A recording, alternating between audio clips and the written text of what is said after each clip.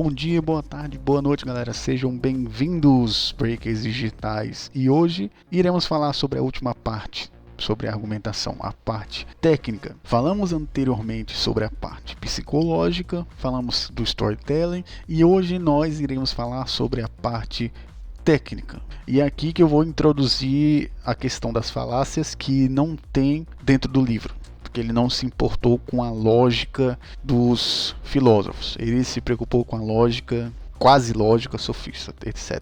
Então vamos lá. Aqui, quem assistiu os meus vídeos do Bostil vai se lembrar da parte das palavras, que as palavras são a GP dos interesses. No livro ele fala exatamente sobre isso, sobre como a construção de palavras podem mudar a situação. O cunho que você bota, a forma como você encaixa as palavras, elas mudam a forma como as pessoas percebem. Por que isso acontece? Porque as palavras são o GP dos interesses. E no livro tem a parábola do cego, que é tipo o seguinte: o cego não ganhava dinheiro nenhum. Ele botava lá, eu sou cego, e ninguém dava dinheiro. Aí chegou um especialista em marketing e disse para ele: deixa eu assinar aqui um negócio aqui para você, para melhorar aqui. Alguns dias depois, tava lá o cego todo feliz, o cego pendente, tava lá todo feliz. Tô ganhando dinheiro pra cacete agora. Que foi que você botou aqui na minha placa? Aí o bicho do marketing foi e disse: eu botei assim: estamos na primavera e eu nunca poderei vê-la. Foi isso que ele botou: estamos na primavera e eu nunca poderei vê-la. Isso, obviamente, comoveu as pessoas e as pessoas começaram a dar dinheiro. Ou seja, olha só como é que muda, como as palavras, o joguete de emoções muda a situação, que é essa parábola do cego, como você vê como as palavras são. Então, vamos dar prosseguimento agora falando sobre as relações associativas. Vamos falar sobre isso agora, sobre a questão da associação e como ela funciona. Então, mudança de vocabulários dão novas formas de você dizer a mesma coisa. Isso tem uma importância infinitamente grande, porque existem vários tipos de vocábulos. Existe vocábulo de médico, de engenheiro, de cientista, etc, etc, etc, etc. E você dominando a maioria desses vocábulos, você vai criando novas linhas de raciocínio, novas formas de visão, novas criações associativas. É por isso que eu gosto de ter o domínio sobre vários vocábulos, seja de médico, seja de engenheiro. Eu gosto de ter muito conhecimento em várias formas de se dizer a mesma coisa. E é isso que eu acho importante, porque isso enriquece. Já viu falar que quanto mais palavras você conhece, não é nem mais inteligente, certo? Mas dizem que você fica mais inteligente conforme o seu arcabouço de vocábulos aumenta, mas isso é um mito, tá certo? É importante você ter esse conhecimento por uma simples questão de compreensão, de você conseguir compreender mais coisas. Isso não vai te fazer ficar mais inteligente, só vai fazer você se tornar mais criativo. Agora, a inteligência é você saber usar todas essas coisas, que é totalmente diferente de você aprender. Então, o fato de você ter vários vocábulos não faz de você mais inteligente, se você não sabe como usar. Então, vamos para as figuras retóricas. O que são figuras retóricas? Primeiramente, vamos lá. Figuras retóricas são coisas que produzem uma ação e convencimento. Então, isso são figuras retóricas, que é diferente de figuras propriamente estilísticas, que é uma estética de embelezamento que causa emoções. Então, o simples fato de você mudar a escrita na forma estética para deixar ela mais bonita, mais pomposa, e a pessoa olhar assim, uma pessoa que entende da estilística, falar: nossa, que bonito, não sei o que, não é de fato uma figura retórica. Porque a figura retórica não depende de estética que embeleza, ela depende de ação e convencimento à ação. Então essa é a primeira ideia sobre figuras retóricas. E aqui nós temos os 4 tipos de figuras retóricas. Então você percebeu que você está usando como se fosse um chamariz, tipo como se fosse isso, um chamariz para fazer as pessoas, para fazer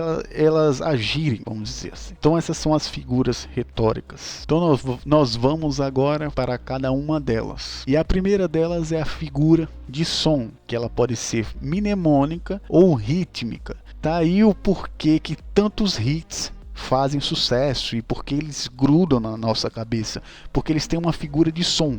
Geralmente ela é rítmica ou é mnemônica. A mnemônica é formas de gancho, por exemplo, aquelas palavras que não tem nexo algum, mas mesmo assim você canta. É uma função de figura de som mnemônico, porque ele fez um som que gruda dentro da sua cabeça. E a função rítmica, vocês já conhecem, que é a questão do ritmo. A batida, pode-se dizer, que é uma função rítmica de figura de som, mas também pode ser feito pela sua boca, essa função rítmica. Não precisa ser um tipo de som, que aqui nós temos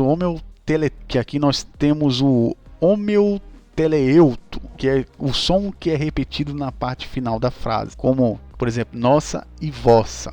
Nossa e vossa são parecidos no final. Isso se chama homeoteleuto. Então vocês conseguiram entender que a função rítmica é uma repetição determinada, para que essa repetição fique na sua cabeça. Então isso são as figuras de som. Vamos falar sobre a figura de palavra. Nós temos a metáfora e a metonímia. A metonímia é usar partes para significar um todo. Vamos usar os exemplos. Emprego de um nome por outro. Isso aqui é quando você fala: meus braços estão doidos para encontrar você. Isso é uma metonímia. Você dizer isso daí. É tipo, você quer a pessoa, mas você só diz partes. Essa daqui é a forma mais fácil de dizer. E nós temos a metáfora, que é a parte maior de hoje do vídeo. A metáfora, ela contém uma célula cognitiva, assim como uma piada. A piada possui uma célula cognitiva, que é a mesma coisa da metáfora. E o que é essa desgraça? É como se fosse o que as pessoas chamam de frame. Aí agora complicou. Já não sabia o que era célula cognitiva, frame muito menos. Então vamos para a próxima. É um contexto que é ativado no momento, ou seja, preexiste um contexto em forma de frame. Isso é uma célula cognitiva. Então você precisa seguir a orientação e as regras desse contexto para você conseguir fazer a piada. Basicamente é isso, porque senão a piada fica ruim. Então a ideia da metáfora é exatamente isso. Existe uma célula cognitiva que a maioria das pessoas conhece, ou pelo menos o seu público conhece, e você ativa ela, porque ela sempre vem através de um contexto. Aí a piada fica engraçada porque as pessoas conseguem entender o contexto, que é a célula cognitiva, com o que você está querendo associar. Então é a mesma regra da metáfora, é a regra da piada. E geralmente essa comparação ela tem um sentido relativo que depende da outra pessoa, que existem pessoas que não podem entender a piada, etc, etc, etc. Vamos aos tipos de metáfora. Nós temos aqui 5 tipos de metáfora, das que mais são usadas em discursos. O da restauração, aliás, todos aqui são exemplos clássicos das metáforas mais usadas, principalmente essa daqui de restauração, que existe algo que precisa ser restabelecido. Vocês vão ver isso daí em discurso político demais, essa questão. Geralmente eles usam a questão médica, o roubo, o conserto e a limpeza. E quais são esses tipos de figuras? Lembrando que nós estamos falando sobre figuras de palavras. Os tipos de metáforas que as pessoas usam na questão médica. O vocabulário da medicina, como por exemplo, você falar que o Estado é como se fosse o coração de toda a sociedade, é um exemplo. Vamos para o roubo. O roubo é o vocabulário de perda. Aqui vocês estão vendo que não é mais uma questão psicológica, como falamos na aula anterior, mas aqui é uma questão muito mais de linguística. Aqui nós estamos lidando com a linguagem, a metáfora. Aqui você coloca a questão de perda, como se algo tivesse sido tirado involuntariamente de você. Quando diz, fomos roubados, os cofres públicos foram roubados. Esse tipo de coisa é um vocábulo de perda. Nós temos também o conserto, quando falam que algo quebrou e precisa ser reparado. Quando dizem, a democracia está quebrada, precisamos consertá-la. Nós temos também a limpeza, também, que é muito usada. Vamos limpar a corrupção. Isso aqui é muito usado. E o percurso também é muito usado, como a gente conhece como o caminho do herói. Aí nós temos aqui os mais fáceis, que é a questão do cativeiro e o da terra, são os mais usados. Cativeiro e terra é, de longe, os que todo mundo usa. Inclusive, tem muita gente que usa a questão da caverna de Platão como esse recurso de cativeiro. Vamos falar cada um deles. O da terra, quando a pessoa fala, nós temos caminhos a trilhar nessa encruzilhada da vida, tal. Nós temos o mar, que é navegar. Nós navegamos nesse mar de confusões. Nós temos o mais famoso de todos, que é o cativeiro. Esse daqui é o estourado de metáfora, é esse daqui, que é o Matrix. Nós vamos combater o Matrix. A Matrix, não fique dentro da Matrix, dentro dessa escravidão fodida que você vai se lascar. Acorde hoje da Matrix. Nós temos também o aéreo, que é nas turbulências da vida. Finalmente nós encontramos um sentido no meio desse voo às cegas. Vocês podem ver que tudo isso daí tem a ver com um pouco do caminho do herói. Você se pôr numa situação em que você segue um caminho, uma jornada que você venceu, etc. Vamos agora para as figuras de linguagem dentro da metáfora de unificação, que é muito mais ligado a experiências comuns, como por exemplo, parentesco, pastoral, esporte, e eu adicionei também o games e o cotidiano que não tinha no livro. Vamos lá, parentesco, essa daqui também é outra, colocar questões de família no meio da coisa. Aqui, ó. Político A e político B são praticamente irmãos, porque eles fazem XXXY. Tá aí uma figura de linguagem do tipo de ligação de experiências comuns, unificação. É uma metáfora. É uma metáfora de unificação. A pastoral, essa daqui também é outra muito clássica, que você está guiando pessoas, guiando ovelhas, etc. Nós temos a do esporte. Usar o futebol como exemplo, esse aqui é o clássico de antigamente. Hoje em dia só está defasado para games, cotidiano e um pouquinho de pastoral, mas só que games e cotidiano é o que está mais quebrando a questão de unificação, metáfora por unificação. Antigamente era mais forte a questão do esporte. Você comparar o pênalti lá, o bicho cometeu um pênalti na política, não pode ser deixado aí. Mas hoje em dia nós temos a questão de games e o cotidiano, que é a criação de memes, criação de notícias e coisas atuais, atualidades, como experiências comuns, como metáforas hoje em dia. Estão muito mais criativos, vamos dizer assim, que é a próxima parte agora, que é a metáfora criativa, que é o que a pessoa inventa por si mesmo. Aqui nós temos alguns exemplos, que é o exemplo da construção, que são ações dentro da construção civil, do cara que diz que o cimento ele é como se fosse o dinheiro do imposto que agora vai ser usado para fazer infraestrutura, etc. Nós temos a tecelagem também, que é outra clássica, que é a questão do tecido. Estamos bordando a nossa felicidade, estamos bordando a democracia. Nós temos a composição musical também composições de ordem lógica, quando tentam botar a música como figura de linguagem, uma metáfora para significar a ordem. Nós temos também o lavrador, que é o cunho mais rural de você botar, imagine só o nosso estado que está suando, botando sementes, plantando sementes, fazendo crescer coisas boas. E nós temos as naturais, que também são muito usadas, que é os fenômenos biológicos, naturais, e os fenômenos coloridos, que são os fenômenos de cores, que foi um exemplo muito clássico de um discurso. Eu não me lembro bem se foi em Roma, só sei que teve o discurso. Me lembrei agora de quem foi. Foi de, se eu não me engano, foi de Marco Antônio, quando Júlio César morreu. Quando ele disse, aqui jaz o vermelho da traição sangrenta. Ele diz mais ou menos isso daí. Ou seja, é como você bota cores para fazer o banho. Seria esse o exemplo. Nós temos aqui também fenômenos físicos, como a dia, a noite, essa tempestade de calamidade pública. Nós temos também os fenômenos biológicos, que são a questão dos animais, de você botar, nós estamos andando como cachorro, eu já fiz esse exemplo já para vocês aqui, andando como cachorros em círculos, fenômenos biológicos, vida e morte, também é uma metáfora. Então está tudo entendidinho para vocês, aí, de novo, naturais, fenômenos biológicos, naturais, de cores. Criativo é quando você inventa umas coisas tal. E de experiências, de parentesco, pastoral, de games.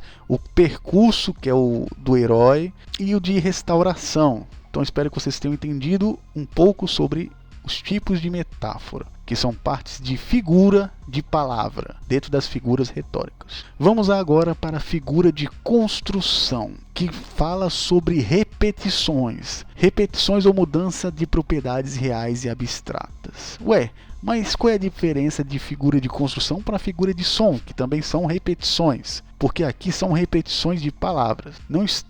Aqui não está interessado em tipo o som, mas está em dar ênfase a certas palavras e não ao som que elas representam, para ficar grudado dentro da sua cabeça. Que são esses: pleonasmo, hipalágio e anáfora. Pleonasmo, descer para baixo. Isso aqui é um clássico. E serve para dar realce a alguma ideia ou algum argumento. Então geralmente eles usam um pleonasmo para você conseguir fixar aquilo dali dentro da tua cabeça, que fica dentro da tua cabeça. Ué, por que ele botou descer para baixo? Que porra é isso? Temos o hipalágio também, que são qualidades humanas em objetos também, que acontece de você colocar, por exemplo, esse copo é como se fosse da minha família, porque ele me serve como meu pai me ajudava, tal, esse tipo de coisa, hipalágio. Exemplo tosco da porra que eu fiz. Mas vamos para a anáfora. Repetição da mesma palavra no início de frases sucessivas. Ou seja, a ênfase aqui é no início, porque ela evidencia conceitos importantes do argumento. E qual é a diferença entre ter uma palavra repetida no início e uma palavra repetida no final? Em primeiro ponto, pode-se dizer que aqui é a frase que tem a importância e não o som, como eu disse anteriormente, e o início da frase é onde a gente tem mais atenção. Se você parar para pensar, o final de uma frase a gente não tem tanta atenção quanto no começo. Então, se você quiser evidenciar uma coisa na questão da anáfora, tem que ser no começo. E vamos para a figura de pensamento. As figuras de pensamento são erros de raciocínio, bugs de raciocínio, vamos dizer assim, que são joguetes de informação, figuras de pensamento. Nós temos a antítese, o paradoxo e a alusão, que eram muito usados por Protágoras e Gorgias naquela época, que faziam bugs de figura de pensamento. Reversão de significados, que é a antítese. Nós temos o paradoxo, que são ideias contraditórias na mesma frase. E nós temos a alusão, que é você pegar algo de outro texto e colocar lá, que é a intertextualidade. Então tudo isso daí são joguetes de informação, como figuras de pensamento. Isso aqui de reversão de significado você já sabe, porque hoje em dia o Ocidente está todo revertido, então não preciso dizer. Paradoxo também não, porque muita gente se contradiz e foda-se mesmo. E a intertextualidade é tipo quando eles pegam, tipo, quando eu faço isso daí muito, quando eu pego tipo Batman, aí eu boto outras coisas, tal, etc. Que já falamos sobre a figura, vamos falar sobre a lógica. Agora praticamente o livro acabou e vamos falar aquilo que o livro não falou, que é a lógica argumentativa segundo aos padrões dos filósofos que buscavam a verdade, que é basicamente isso: a tese, que é a premissa, aí nós temos a auferição, que é a segunda premissa, e a conclusão. Então um argumento segundo a doutrina clássica é tese, auferição e conclusão, ou seja, existem duas premissas e uma conclusão. Essa é a ideia base da lógica argumentativa, seguindo aos moldes daqueles que buscam a verdade das coisas, que não querem fazer falácias, que era o que os filósofos queriam naquela época. Então o sofista, para ele, isso daí é uma idiotice. Para quê? Não, ele vai, se um filósofo falasse isso para o sofista naquela época, ele ia dizer, tipo, e o que eu tenho a ver com isso? Não se ganha copa com isso. É isso que ele ia dizer. E ao contrário disso, é possível? Você sabe que são as falácias de argumentação. Ou seja, tudo aquilo que não segue, ou tudo aquilo que é contrário às premissas é uma falácia argumentativa, porque a ideia é que a conclusão ela seja a união dessa premissa 1 e essa premissa 2, mas não qualquer união, mas seja uma união lógica, que tenha uma lógica, e uma lógica que consiga ser comprovada. Então essa é a ideia principal daqui, porque como é que você vai chegar na verdade das coisas com uma lógica argumentativa falaciosa? Então essa é a ideia. Aí nós entramos de novo no texto sobre a retórica, porque nem sempre a retórica ela vai tratar da lógica argumentativa, porque a retórica ela cuida da persuasão, que depende da percepção do argumento, da argumentação, que depende da lógica argumentativa, do convencimento, que não depende da lógica argumentativa. Ou seja, dentro da retórica, você pode convencer uma pessoa e persuadi-la sem seguir o caminho da argumentação, seguindo os moldes da teoria clássica. Isso é um problema? Às vezes é. Então, um argumento falacioso pode ser percebido e colocado como verdade. E esse é o problema. Porque se existem vários argumentos falaciosos, o raciocínio vira uma putaria. Basicamente seria essa a ideia. O raciocínio lógico se torna uma desgraça. Mas também, em contrapartida, o excesso de raciocínio lógico, ele vai contra todas as lógicas emocionais que a pessoa tem, a experiência, etc. Então não tem como tirar tudo da obra, não existe esse negócio de preto no branco, como eu disse anteriormente. E por último, vamos aos vícios argumentativos, que é a última parte aqui, a identificação de vícios de argumentação. Mas antes de eu começar, eu vou dizer para vocês uma coisa: não seja um cara chato que fica todo o tempo falando, isso aqui é ad hominem, isso aqui não sei o que. Vocês precisam ser inteligentes ao ponto de usar a retórica para desmascarar falácias dentro da própria retórica. Ou seja, que nem a parte psicológica lá, que o cara ele usou uma quase lógica para expor uma falácia, sem precisar ele dizer que era uma falácia, aquilo dali. Porque isso hoje em dia tá ficando chato, você se torna um cara chato, o cara faz piada com você e você acaba entrando em descrédito. Então tem que se ter maneiras mais inteligentes de desmascarar falácias. Lembrando que a vida não é preto no branco, como eu já disse. Então não adianta você querer ser fixo, como por exemplo, eu vejo a teoria clássica da lógica tal, e eu vou usar ela porque ela é foda. Só que no mundo real, na prática, você vai ser mais aquele carinha chato que ninguém gosta de conversar. Porque a vida não é só raciocínio, não é só lógica. Ela é emoção, ela é experiência e existem várias outras coisas que você precisa usar a sua inteligência para poder se comunicar de uma forma inteligente, sem deixar de lado a lógica argumentativa. Então essa é a questão. A inteligência ela tem um papel importantíssimo. Então vamos lá, agora que eu já dei essa introdução, vamos falar sobre a falácia do espantalho como a primeira e a mais clássica de hoje em dia, que é você distorcer um argumento para facilitar um ataque. Essa daqui é clássica porque o cara fala uma coisa e o cara já vem com outra que é totalmente diferente do que você falou. Quando você diz que eu sou contra X, aí o cara, se você é contra X, então você é contra XYZ também, tá fudido, não sei o que. Falácia do espantalho. Declive escorregadio. Se acontece com A, então vai acontecer com Z, porque então A não pode acontecer. O que é esse declive escorregadio? É quando você diz, se A ocorre, então Z vai acontecer, como é o caso. Se a gente desproibir uso de certos tipos de coisa, então vai acontecer Z. Então A não pode acontecer, porque vai desproibir, aí vai virar uma zoeira fodida. Isso é um declive escorregadio, é uma falácia. Nós temos a defesa especial também, que é mudar as definições ou criar exceções quando o argumento é considerado falso. Aqui temos as considerações, porque no caso, quando ele é considerado falso. No momento em um debate, quando você define suas posições, aí o cara mostra que suas posições elas são falsas. Aí você muda do nada, aí é defesa especial, porque você cria exceções. Você está criando exceções à regra que você mesmo definiu. Então isso é a defesa especial. Falácia do apostador. Fenômenos que acontecem direto são iguais a fenômenos que não têm nada a ver. Essa é a falácia do apostador, que diz que, se essa daí é a clássica, aquela lá da borboleta lá tal. A borboleta lá tal tem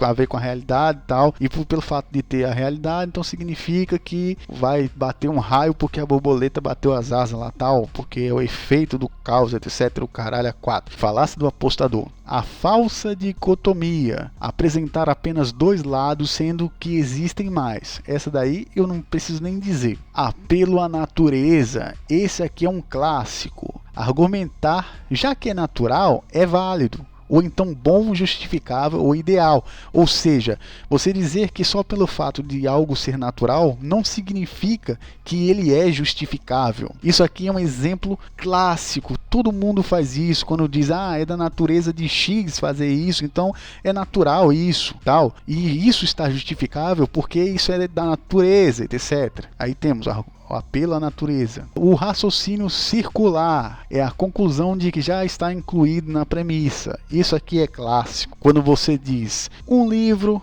ele é verdadeiro pelo fato dele ser o livro oficial. Então essa é a ideia de raciocínio circular, porque você está usando a conclusão dentro da premissa. Pelo fato do livro existir, ele é real, porque ele é o primeiro livro, é o livro oficial. Raciocínio circular. Clássico ad hominem, que todo mundo fala hoje em dia na internet, que é você atacar uma pessoa pelo caráter e as características, que eu não preciso dizer muito. Temos a causalidade, que é presumir que uma relação real ou aparente entre fatos signifique que um é a causa do outro. Esse aqui você precisa ter cuidado, porque senão tudo vira, nada tem casualidade, se você pensar. Se você pensar assim de uma forma restritiva sobre essa falácia, aí você vai dizer que não existe uma relação real nem aparente aos fatos, porque existe a falácia da causalidade. Bem, não é bem assim. Vocês precisam pensar no extremo chulesco mesmo. Como, por exemplo, quando você pega uma relação entre divórcios. Pega uma relação entre divórcios, aí diz que isso é a prova de que o amor não existe. O amor não existe porque está tendo muito divórcio.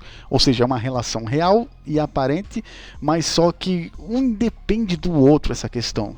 Mas você quis botar essa relação aí, a falsa causalidade. Nós temos a pergunta maliciosa, que é clássica na política, isso daqui, que é você fazer uma pergunta com um vício embutido para não vencer o argumento. Isso aqui era usado pelos sofistas na época muito, essa questão, porque isso desvaloriza o seu argumento inicial, à medida que ele faz uma pergunta maliciosamente, sabendo que a resposta vai foder o cara. Nós temos o apelo à popularidade, que vocês já conhecem, que é o cool, a onda do momento, aquele que todo mundo está fazendo. Quando a pessoa chega para você e diz, mano, esse é a hype, mano, essa daqui é a onda do momento, velho, você tá contra a onda do momento, você é muito zoado, velho, não tá seguindo a regra aí, todo mundo tá usando aí, tal.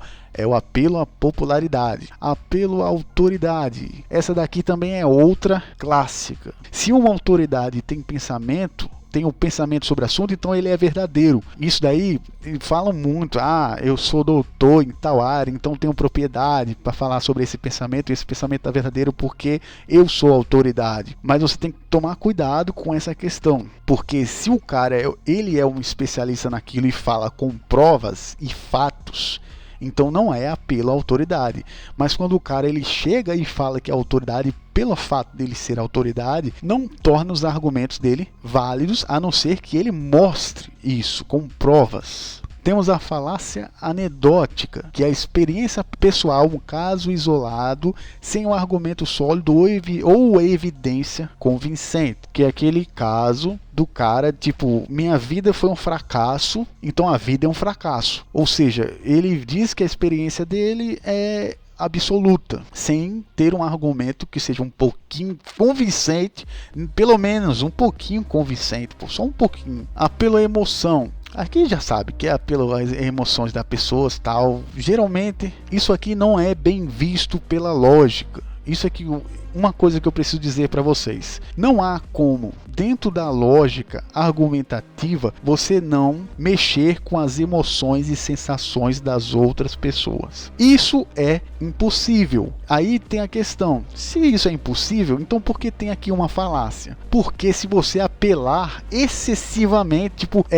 fazer isso de forma maliciosa, filha da putagem mesmo, sem querer fazer um argumento sólido, uma sustentação mais sólida, só ficar baseado na emoção, aí sim, Aí é uma falácia, porque você quer usar da emoção para tentar mascarar a sua argumentação fraca. Nós temos o Tucoque, que é uma crítica com outra crítica, que é, por exemplo, mano, aquele cara é um ladrão, tal, mas você não pode falar que eu sou ladrão porque eu falei que você é ladrão. É isso daí. O ônus da prova, essa daqui é outro clássico também. As pessoas querem que você prove a afirmação delas, ou seja, se você não conseguir provar que eu tô errado, então eu tô certo. Essa daqui é clássica. O escocês de verdade também é outra clássica. Apelo à pureza do Estado. O que seria esse apelo à pureza do Estado? Se você é brasileiro, brasileiro de verdade faz X, X e Y. Se você não é brasileiro de verdade, você não faz. Ou seja, você não é brasileiro. Ou então, se você não faz as coisas de time X e Y, Z, você não faz parte desse time. Ou então, se você não segue a cartilha X, Y, Z, você não faz parte daqui. É isso que é essa falácia do escocês de verdade. O apelo à pureza de Estado. O atirador do Texas também é outra. Que existe um padrão proposital que é ele ajuda, na verdade, a presunção de alguma coisa. Ou seja, um padrão que você identifica, aí logo esse padrão ele é utilizável. Vocês já devem ter visto isso daí com a questão do macaco bonobo, que é um padrão proposital para auxiliar em uma presunção, que é já que o macaco bonobo é X, então o ser humano é X também. Então é a falácia do atirador do Texas. Nós temos o meio termo. A média de duas coisas é a verdade, ou é o centro de outras possibilidades. O que acontece nessa meio termo? Significa que a solução ela é a metade de cada coisa, e geralmente não é assim. Às vezes é de um lado, às vezes é do outro, e às vezes não dá para ficar no centro e dizer que o centro é a verdade. Ou seja, que a verdade é o centro de todas as possibilidades, ou a média de todas as possibilidades. Vamos a outra falácia muito usada hoje em dia, que é a questão da falácia genética ou de origem, que é quando você julga que algo é válido pela origem ou pela pessoa, muito usado hoje o cientificismo, que diz que só pelo fato de você ter o doutorado significa que é verdade o que você está falando, que é válido, que não existem interesses às vezes, não é? Então pode ser muito falacioso o argumento, mas pelo fato dele vir de certas pessoas, ele é válido. Então é uma falácia genética ou de origem. Nós temos também o termo de ambiguidade, que é quando você usa palavras de duplo sentido para deturpar o argumento da outra pessoa, também muito usado. Vamos para o próximo, a incredulidade pessoal. Essa aqui também é outra. Achar que pelo fato de ser difícil ou desconhecido é falso. Essa daqui também é muito, muito utilizada hoje em dia. E nós temos por último a falácia da falácia, que é outra coisa muito importante, que é só pelo fato de você errar, ter algum erro no seu argumento, então as pessoas invalidam todo o seu argumento por um mínimo erro que tem lá. Então já é a falácia da falácia. Certo que você cometeu uma falácia, mas tudo aquilo que você disse tem uma validade. Mesmo assim, você não aceitou por um mínimo erro. Então nós temos aqui todas as falácias possíveis, sendo que a incredulidade ela fala sobre você não gostar de coisas difíceis e achar que é falso porque você não pode provar. E outra que você achar que todo argumento por um mínimo erro ele é falso. Então nós temos aqui todas as falácias, lembrando que não é para você ficar, como eu já disse, sendo um chato de ficar falando que isso é falácia daqui, ali. Tente usar com inteligência tudo que você escutou nesses vídeos. No total foram uns 4 vídeos, certo? E se preparem para o próximo de Schopenhauer. E é isso, galera. Espero que vocês tenham gostado desses vídeos sobre argumentação. E até a próxima. Absorva tudo que você conseguiu e assista outras vezes, e até assista várias vezes, anote. Espero que você leve isso para a sua vida, mas não use sem responsabilidade, certo? E é isso que eu digo. Então, se gostou, dê joinha, compartilhe e até a próxima. Breakers Digitais. Até mais.